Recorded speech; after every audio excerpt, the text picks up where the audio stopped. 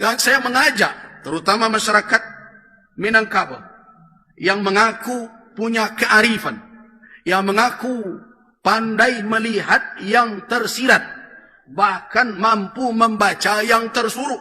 Bukan hanya yang tersurat saja. Cobalah tanya diri. Tapuk dado, tanya selero. Bagaimana kondisi kita sebenarnya saat ini? Tidakkah kita khawatir dengan keadaan seperti ini? Aturan-aturan diterabas. Orang berbicara seenaknya saja. Merendahkan harga diri orang hanya dengan uang. Saudara memilih saya beri ini. Ini negara memberi tapi menumpang kepentingan saya. Dengan berbagai macam sogok dan sebagainya. Kemudian ada ancam-ancaman. Kalau tidak terpilih saya akan begini dan macam. Itu semua kalimat-kalimat tidak beretika, tidak bermoral dan tidak berakhlak. Merendahkan harkat dan martabat kita sebagai insan yang telah diberikan 3 alat utama tadi. Jadi kalau ada orang yang bicara begitu, jangan lagi dipandang dia sebagai orang yang patut untuk wakilkanlah kami, untuk dititipkan kepadanya amanah. Saya ingatkan kepada seluruh ulama untuk bergerak mengingatkan umat jangan kehilangan 3 fungsi tadi. Mata pakai supaya terlihat apa yang hak dan batil.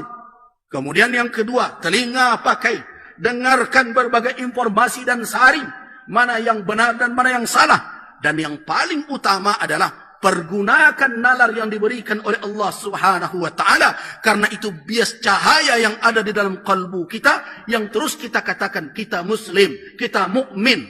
Tetapi ketika dihadapkan dalam perkara kepemimpinan, kita campakkan iman kita. Benarkah itu? Karena itu wahai kaum muslimin, melalui mimbar ini, ukuran utama seseorang patut untuk diberikan amanah adalah ketakutannya kepada Allah. Keadilan dari situ dilihat. Bagaimana cara melihatnya? Lihat bagaimana dia menjalankan kewajibannya kepada Rabbul Alamin. Kalau pemimpin salat saja tidak beres, nantilah berbicara disuruh menjadi imam. Bagaimana kita akan menitipkan amanah manusia kepadanya ketika amanah dari Allah saja tidak dia tunaikan? Fikirkan dengan nalar yang diberikan oleh Allah. Lihat dan dengarkan, kemudian sandingkan dengan iman yang ada di dalam dada kita. Apakah dia tepat atau tidak menjadi tumpangan? Itu firman Allah dalam surat Taubah ayat 119. Apa kata Allah?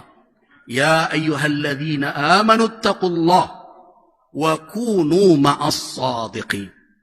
Wahai orang-orang yang beriman, bertakwalah kamu sekalian kepada Allah dan bersamalah dengan orang-orang yang benar. Bersamalah dengan orang-orang yang jujur. Artinya apa? Jangan bersama dengan orang-orang yang berdusta atau dengan orang-orang yang pura-pura benar. Bagi siapa yang pernah mendengarkan kajian tafsir tentang ayat ini terkait dengan orang-orang yang membuat berbagai macam opini dan alasan untuk membenarkan diri mereka. Ini terjadi hari ini. Di masa Rasul ada orang-orang yang membuat berbagai alasan. Kepintaran mereka berhujjah, kehebatan mereka dengan berbagai macam fasilitas kekuatan, pembelaan dan sebagainya. Mereka pura-pura benar. Nah karena itu, tugas kita adalah kalau betul bertakwa, jadilah bersama dengan as-sadiqin, orang-orang yang jujur, orang-orang yang benar. Jadi karena itu, kalau betul kita mengambil tausiah ini, mengambil butir dari khutbah ini, maka keluar dari surau dari masjid ini, maka orang yang mendengarkan khutbah akan bisa melihat siapa yang akan menjadi temannya, bersama siapa dia akan berada. Kuncinya adalah ma'as sadiqin, bersama orang-orang yang benar lagi jujur. Nah, karena itu saya ajak kita semua untuk mencari tahu itu. Jangan hanya kebenaran karena pembelaan, apalagi kalau kebenaran itu dipaksakan dengan kekuasaan. Sangat menyedihkan di negeri yang terus tiap sebentar berbicara tentang demokrasi, berbicara tentang kebebasan berpendapat, berbicara tentang nilai-nilai Pancasila dan sebagainya. Tetapi semua pembicaraan itu dikangkangi oleh orang-orang yang selama ini bicara itu.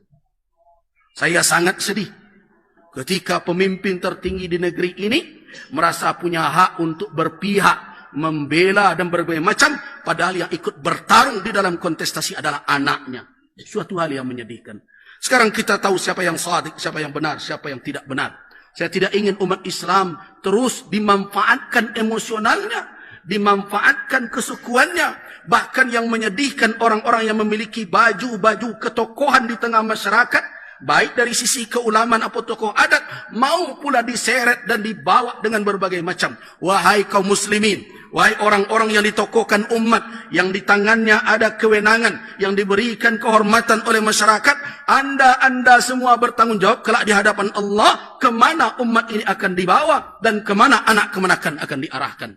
Kalau takut itu, berhentilah berpura-pura, patuhilah seruan Allah, ya ayyuhalladzina amanu taqullaha wa kunu ma'as shadiqin.